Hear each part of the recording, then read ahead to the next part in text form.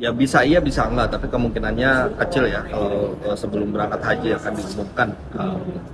Jadi tidak perlu didorong-dorong dipaksakan harus sebelum berangkat haji kemudian dikait-kaitkan bahwa nama tersebut disebutkan untuk kemudian minta didoakan di tanah suci. Menurut saya sudahlah kita pisahkan antara ibadah dengan politik. Nasdem dan Demokrat perang terbuka soal pengumuman cawapres. Anies malah diam. Terbukti Anies hanya boneka dan pesanan oligarki. Ditulis oleh tim redaksi jurnal, dikutip dari berbagai sumber. Ya itu kesepakatan bersama, bukan hanya Mas Anies. Ya. Mas Anies sudah menyampaikan itu kepada ketua-ketua umum. Ini tinggal rapat bersama. Atau malah kita bareng-bareng meyakini nih, Anies saat ini bisa jadi sedang belajar jadi budak oligarki itu. Halo, kembali berjumpa dengan suara Fani Bakri di channel Media 45. Pegiat media sosial John Sitorus menyoroti Partai Nasdem dan Demokrat yang berselisih soal deklarasi cawapres Anies Baswedan sebelum berangkat ke Tanah Suci. Partai Demokrat maunya cawapres Anies Baswedan diumumkan sebelum berangkat haji. Nasdem beda lagi, nama cawapres akan diumumkan setelah pulang haji. Sedangkan Anies hanya diam ngikut saja.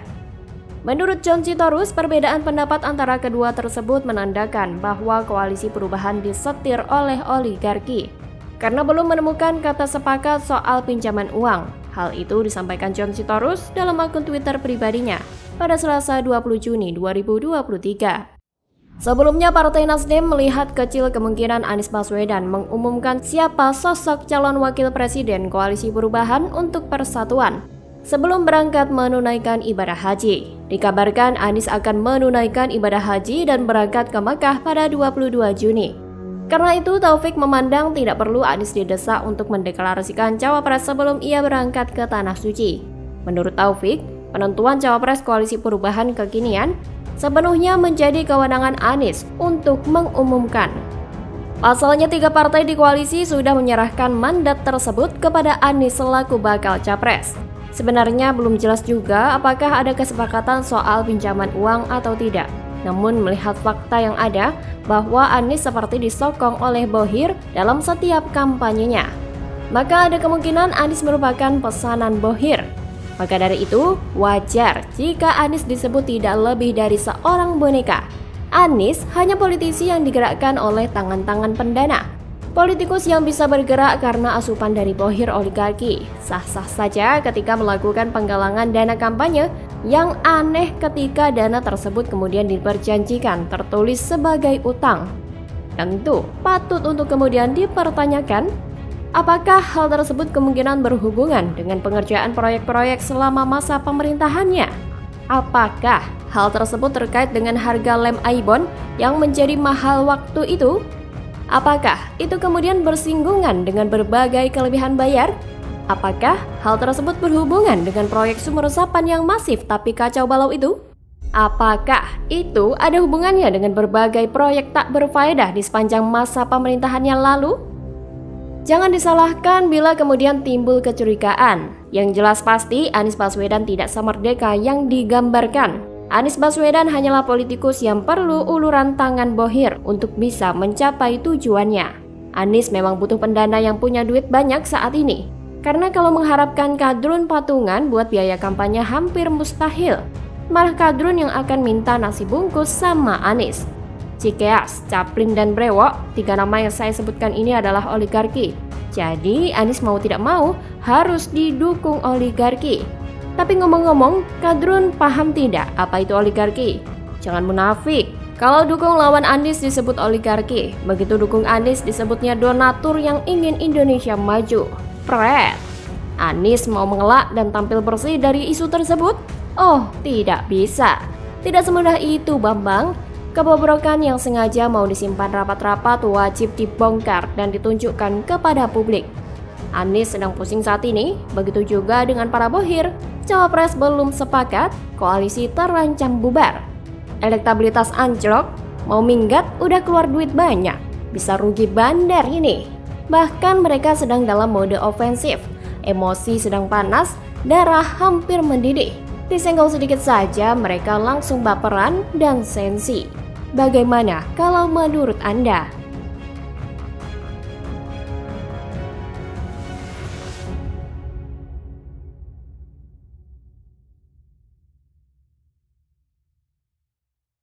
Dan langkah ada 4 aspek yang harus kita nilai. Nah, jadi terkait dengan IKN ini undang-undang. Saya sampaikan pada semua, ini adalah sebuah undang-undang. Selama undang-undang itu ada, ya dilaksanakan atas itu. Jadi bukan gagasan tok kan, tapi udah berupa undang-undang. Fix bakal lanjutkan proyek IKN kebanggaan Jokowi? Anies Baswedan beri penjelasan mengejutkan. Oh, ternyata langsung dibungkam Jokowi lewat investor luar yang keroyok IKN. Kadrun dan relawan Anies auto kicau. Ditulis oleh tim redaksi jurnal, dikutip dari berbagai sumber. Minyak pasar memang berkembang luar biasa, minat dari para investor yang menghubungi kami, sehingga hampir 40 kali, 39 kali lipat dari area-area yang memang kita siapkan untuk investasi pada tahap pertama ini. Jadi jangan dengarkan oposisi yang terus berusaha menghalangi pembangunan ibu kota baru dengan narasi pembodohan. Halo, kembali berjumpa dengan suara Fani Bakri di channel Media 45. Anies Baswedan sebagai kandidat kuat capres dari kubu oposisi dapat sorotan setelah dirinya mengaku akan melanjutkan mega proyek yang memakan dana fantastis ibu kota negara baru kebanggaan Jokowi. Mengenai hal ini, Anies memberikan penjelasan kembali layaknya penjelasan-penjelasan sebelumnya, yakni IKN yang sekarang telah menjadi undang-undang, maka siapapun pemimpinnya harus melaksanakannya. IKN ini undang-undang, saya sampaikan pada semua, selama undang-undang itu ada, ya dilaksanakan, sebatas itu, ujar Anies saat tampil di kanal YouTube Karni Ilyas Club. Ditanya lebih jauh, soal apakah jika nanti berhasil jadi presiden akan melakukan kebijakan baru terkait IKN, Anies menegaskan itu baru bisa diputuskan setelah berada di ranah eksekutif.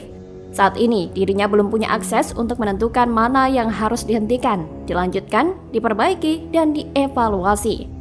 Presiden Joko Widodo optimis bahwa proyek pembangunan Ibu Kota Nusantara akan berjalan sesuai dengan target yang telah ditetapkan. Hal tersebut disampaikan Kepala Negara usai meninjau pembangunan proyek rumah menteri di kawasan IKN, Kabupaten Penajam, Pasar Utara. Kepala Otorita Ibu Kota Nusantara, Bambang Susantono, mengatakan saat ini pihaknya telah menerima sebanyak 167 komitmen dari investor untuk pembangunan di IKN. Komitmen itu berasal dari investor dalam negeri maupun asing. Bambang menuturkan komitmen yang disampaikan dalam bentuk letter of interest atau dokumen komitmen awal. Seperti yang dilansir dari kompas.com, Bambang mengatakan bahwa dari interest itu untuk menjadi kejadian kan ada prosesnya. Nah, apa yang terjadi? Kebanyakan dari mereka sekarang meminta data lapangan, misal mengenai topografi, air bersihnya hingga mengenai aliran listrik bisa masuk ke kawasan IKN. Hal tersebut ditanyakan agar mereka bisa menghitung bisnis plan-nya, menghitung rencana finansialnya. Bambang menuturkan investor pun masih memerlukan waktu untuk membuat studi investasi di IKN. Dia mengakui jika proses kepastian investasi di IKN butuh waktu dan komunikasi terus-menerus. Lebih lanjut, Bambang menjelaskan dari 167 letter of interest yang sudah ada, sebanyak 50% merupakan komitmen dari investor asing. Sebanyak 50% lainnya dari investor dalam negeri. Berita ini pastinya menampar keras kadrun dan para pembenci Jokowi yang menolak pembangunan IKN tersebut. Sebelumnya kita ketahui bahwa Anies Baswedan membuat pendukungnya meradang. Pernyataan Anies yang memberi sinyal akan melanjutkan pembangunan ibu kota baru membuat para pendukungnya protes. Pernyataan itu pun langsung disambut kecaman oleh para pendukung Anies sendiri. Rocky Gerung dalam kanal YouTube pribadinya mengecam keras pernyataan Anies. Dia sampai mengancam akan mengompori relawan untuk meninggalkan Anies. Seruan Rocky Gerung itu bisa jadi mewakili kegelisahan para pendukung Anies yang lain. Mereka seolah tidak rela Anies melanjutkan program Pak Jokowi. Pernyataan Anies itu pasti memukul para pembenci Jokowi yang menjadi pendukung Anies. Mereka pasti bingung mau menyerang Pak Jokowi, tetapi jagoannya menyatakan ingin melanjutkan. Kalau tidak menyerang, tidak ada isu lain yang bisa mengangkat nama Anies. Pendukung Anies justru memberikan analisa bahwa pernyataan Anies itu untuk memuluskan jalan menjadi presiden. Setelah menjadi presiden, undang-undang itu bisa saja direvisi. Analisa semacam itu justru merugikan Anies sendiri karena menimbulkan kesan bahwa Anies orang yang tidak bisa dipercaya. Pendukungnya justru mencemarkan nama Anies. Ironis sekali. Tapi yang jelas dengan datangnya investor berbondong-bondong ke IKN ini merupakan angin segar bagi Jokowi dan hal yang membuahkan bagi para pembenci Jokowi. Pembangunan IKN ini sangatlah penting guna membangun pemerataan di luar Jawa. Ini adalah bentuk keadilan sosial bagi seluruh masyarakat Indonesia. Ya, tapi gitu mata kadrun, para buzzer, relawan Anies yang matanya sudah dibutakan karena kebencian. Semoga saja IKN yang dibangun Presiden Jokowi ini bisa berjalan dengan baik ke depannya. Dan kita nanti tangisan kadrun yang melihat kesuksesan Jokowi. Bagaimana kalau menurut Anda?